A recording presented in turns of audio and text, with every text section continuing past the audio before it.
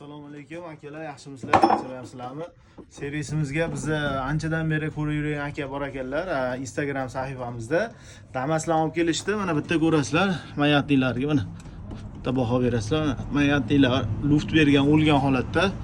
Bularga mana pachinili mayatlikdan qo'yib, rullarni yengil qilib beramiz. Bo'lgan jarayonni qo'yamiz. Jonlar sog' bo'lsin. Akalar mana yurib kelishdagi lentamiz.